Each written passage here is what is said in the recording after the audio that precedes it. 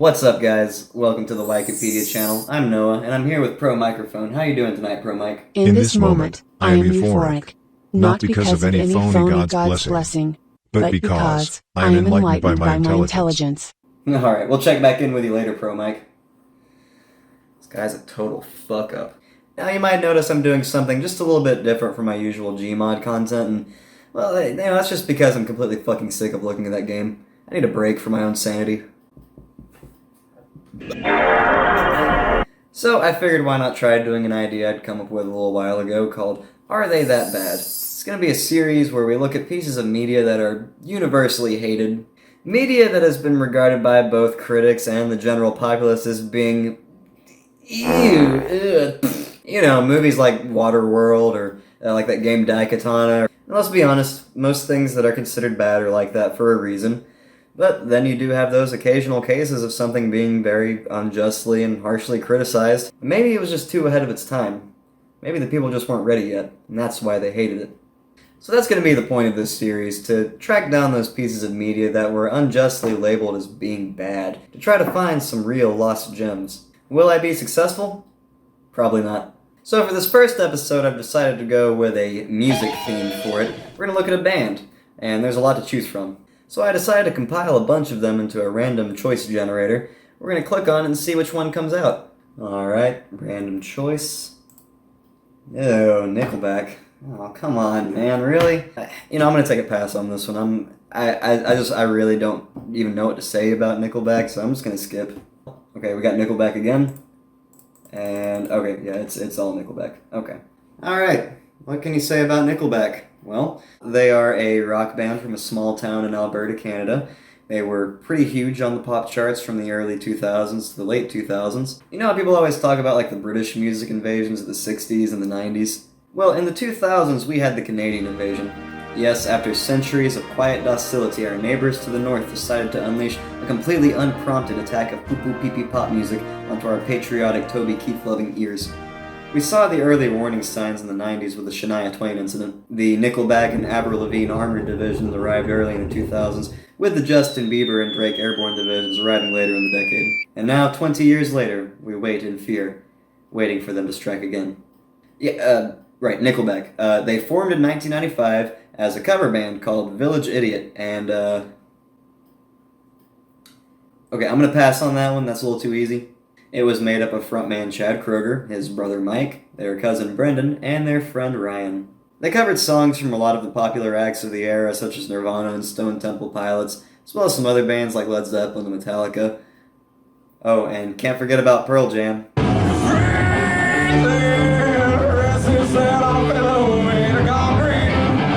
So these bands really helped to influence the sound of Nickelback's early music. That's why a lot of this stuff actually sounds pretty similar to Pearl Jam if Eddie Vedder had lost most of his brainstem in a tragic backhoe accident. So they played a few shows as a cover band before deciding to write some more original material and undergoing a name change. Alright, so get this. Mike Kroeger worked in a Starbucks, which was unfortunately not located within a Kroeger.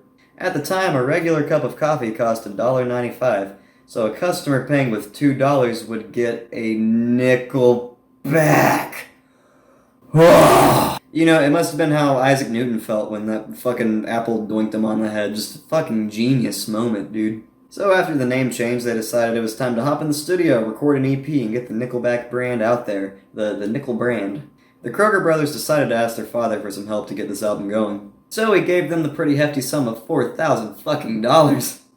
Oh my god. So of course they used that money to book tons and tons of time in the recording studio to really hone down the ever-important sound of that first release.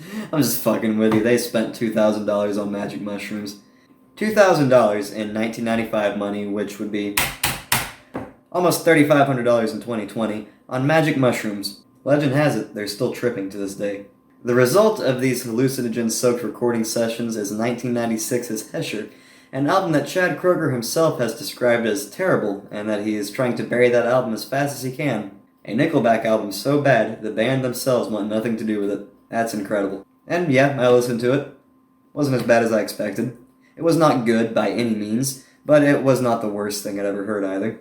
But despite being about 30 minutes long, it is a pretty slow trudge through some of the most tired and bland grunge tropes of the era. But like I said, this came out in 1996, and the sound that they're putting on display would have been outdated 2 or 3 years before this. Grunge was dead. The vocals are weird. Chad, he really draws his vocals out like Q Puddle of Mud clip. I love that. But like I said, it is not the most horrible thing I've ever heard. The instrumental performances are competent. I mean, they're playing in a time signature. The mixing has, kind of a cool lo-fi edge to it. But even those, 4 or so die-hard grunge fans that are still out there would probably still consider this to be a pretty rough listen. The flows of these songs are just so meandering, they go absolutely nowhere. The vocals are just word salad pretty much, they have no deeper meaning. I guess if you're a Puddle of Mud fan or something, you might enjoy this, but you'd also probably enjoy a lobotomy as well. You can tell whoever was making the album art for this was probably having kind of a hard time creating some imagery to go with this music. They were probably Nickelback, jar of nickels, fuck it. Also, if you're wondering what kind of deep meaning the name Hesher might have, well, it's about as deep as the name Nickelback. The members of the band had a friend who would frequently respond to people by saying, "Hey, sure." I guess I really shouldn't be bitching. I mean, it's just an EP, but I mean, why? To be fair, it is better than some other 90s album names. I mean, it's a better choice than fucking Dookie, I guess. After getting, no attention from Hesher, the band decided it was time to record a full-length album. It would be recorded in the fall of 1996 in British Columbia, Canada, and would be titled Curb, with a title track of the same name. I know what we're all thinking. What's the dumbass story behind this name? Did Chad Kroeger drive over the median on his way to the recording studio or something? Ooh, not exactly. You see, back in their teenage years, the Kroeger brothers had a friend named Kirby who was involved in a car accident. Kroeger states that Kirby came over a hill in the middle of nowhere on a dirt gravel road and had a head-on collision with a car. He stumbled out of the car bleeding and bashed up pretty bad, and he opened up the door of the other car, and it's his girlfriend. She snuck out at the same time and was going to see him, and he killed her on the back of a dirt road. I tried to imagine what that could possibly feel like, and that's where that song comes from. What the fuck, man? Okay, that took a much darker turn than I could have possibly imagined. Is that why the cover is a mangled fucking car? Oh my god, man. With this title track, it features an extra drummer and a cellist, apparently? This could be what I was looking for. I mean, you've got this incredibly dark, tragic backstory, extra instrumentation. I mean, this could culminate into what could be a very ambitious track for a band that's been very unambitious up to this point. So let's have a listen. Okay, it's still pretty bad. My expectations were so low, and they still failed to meet them. Okay, so what about these lyrics are him trying to understand what it's like to kill your girlfriend in a car crash? Take her place, and I will see her face. No reason, let it slide. I will watch her die, yeah. The tone and attitude of this song really don't seem to match the tragic tone of what he initially described it with. Also, cellist, where you at? Extra drummer? I couldn't fucking tell. So yeah, that track was pretty bad. The only other single from the album, called Fly, was also pretty lame, and it was just a re-recorded track from Hesher too, so... While reviews of the 2002 re-release range from decent to bad, I can't really seem to actually find any reviews of the 96 original. Maybe because reviewers in 1996 couldn't be bothered to review an album that was boring, mediocre, and would have sounded dated in 1993. And apparently there was some sort of lawsuit in 2002 regarding the band's former management company and how the band had wrongfully terminated their contract. Then the band countersued, saying that company had wrongfully taken the master tapes to this album. Then, a year later, the album's producer sued for unpaid royalties. Why are so many people fighting over this shitty album? Why do I care? Alright, we're skipping ahead a little bit. Curb didn't really go anywhere, so they decided to get to work on another album. You know, you have to admire their perseverance. They just kept pumping out material despite nobody being interested. And you might see this come back later in their career. Thus arrived 1999's The State. Not really a whole lot to say about the tracks on this one, really. I mean, yeah, it's still just as bland as ever, but it does have a few country and southern rock influenced songs to just really make you regret this. There's also a track on here called Cowboy Hat. No need to explain it, sounds exactly how you're imagining. Though in this album you do start to see more of a shift towards a more conventional alternative rock sound as opposed to the grunge sound they'd been going with in their previous efforts. And they were starting to pick up a lot of steam. They went on tour with bands like Three Doors Down, Creed, Everclear. Those were big bands at the time, guys. The cover for the original 1999 release is pretty cool looking though. The 2000 re-release decided to replace it with Sad Child in Jail. I don't even know what the fuck to say about that one. Just kid in jail. Enjoy the music, listener. And so, on September 11th, 2001, Nickelback released their third studio album, Silver Side Up, making it the second worst thing to happen that day. It is to date their greatest selling album ever, selling 10 million copies worldwide. This is of course the same album to contain the mega hit How You Remind Me, which I'm sure I probably don't even need to play for you. At the time in the United States, this was the most played song on the radio. Oh, I don't mean just like that year or anything, I mean the entire 2000s. According to Nielsen's SoundScan, it was played over 1.2 million times on US airwaves between 2001 and 2009. And you know what? It's not that bad. Okay, alright, hey, whoa, hey, hold on. I'm here to try to defend them, alright? How You Remind Me is a testament to the fact that Chad Kroeger does in fact know how to write a catchy song. I mean, it has almost this kind of like power pop structure to it. Now, Tommy Two-Tone they are not. But this song does manage to build up some considerable energy with its verses. It pays off in the choruses. The lyrics really couldn't cut it as a poor man's stealing, but they do the job.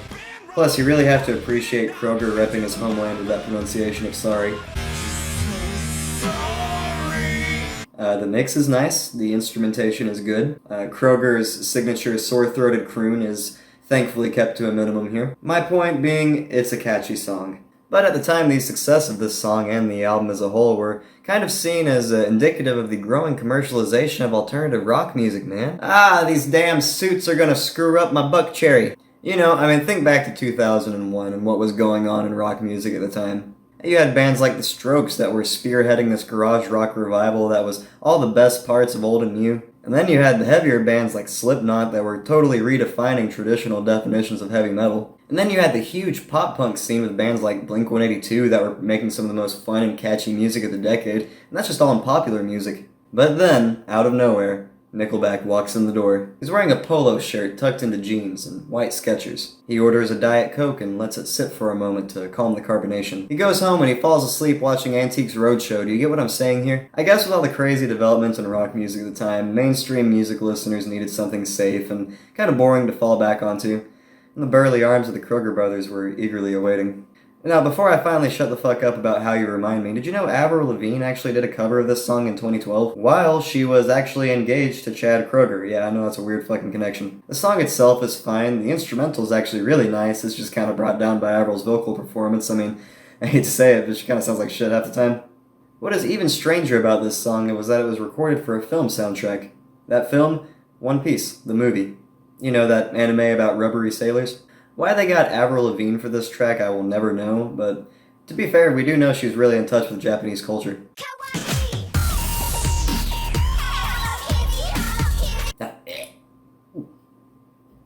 I didn't want to remember. Alright, 2003 comes along and it's time for another album. They are riding high from the success of Silver Side Up, but it would be a hard album to top. So, rather than just trying to recreate the same formula for success they had on the last album, it was time to change things up a little bit.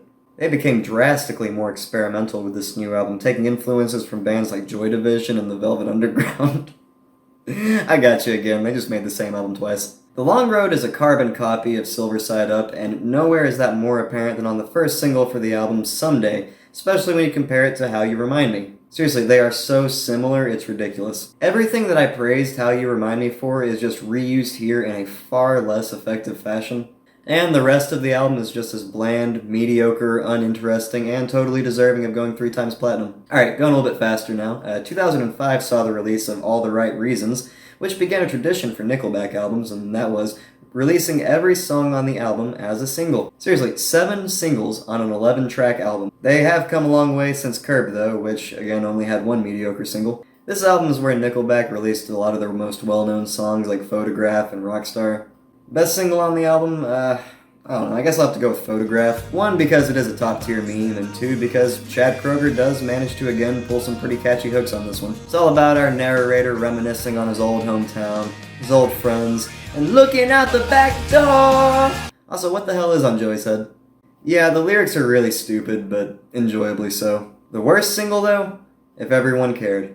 Nickelback is a scary thought. Even scarier is the thought of woke Nickelback. These lyrics are awful. It's a very vague song about creating a positive change in the world, but not really, because it's more about being so in love that you could change the world. You want him to do you so much you could do anything? Also, if everyone could just start being nice to each other, please. It's so vapid and tone deaf. It really reminds me of the hybrid car song from South Park. We have all got to be people now. People driving hybrid people now. By this point, the backlash had started to set in. The first cracks began to show a couple years earlier at a concert in Portugal where, in the middle of a song, a member of the crowd lobbed a full water bottle at Chad Kroeger's head. Have we got any Nickelback fans in Portugal? Are you sure? When they stopped and asked the crowd if they wanted them to continue their set or not, another member of the crowd threw a rock at him. It's a very succinct answer. See ya! Negative reviews seemed to follow with every album released during their career, but there was always plenty of top 40 airplay and fan response to balance things out. But after 2008's Dark Horse, the negative voices began to outweigh the positive ones. Each new album would receive less and less airplay than the last until they dropped off entirely in the early 2010s. They are still going at it, however. They released an album in 2017 and they actually have another one planned for this year, 2020. Oh, okay. So now that I've done a full retrospective on the way Chad Kroeger likes his eggs in the morning, can I answer the question, the one this video's named after? Is Nickelback really that bad? I mean, they are far, far removed from anything I would call good, but they're not offensively bad. It's not like neo-Nazi hardcore punk or anything. I'm not personally offended by it, but at the same time, it's not so bad it's good, it is so boring it's forgettable. I mean, they have made a whole career out of being the crewneck white t-shirt of rock music. But as I said, Chad Kroeger knows how to write a solid hook. His bandmates can all play their instruments. These talents do usually go completely to waste on most tracks when buried by completely directionless and milquetoast lyrics, but it is excusable. Like the yin and yang, there must always be good and bad. You must always see the bad in the good. I do not know where I was going with that. My point is, taste is subjective. Nickelback has had a long career of doing what they know and making songs that their hardcore fans enjoy. As a fan of good music in general, I would like to see them experiment and go in some different directions and really surprise people. Can't blame them for staying in their realm of butt rock, where they roam as high kings, along with the high queen Chris Daughtry.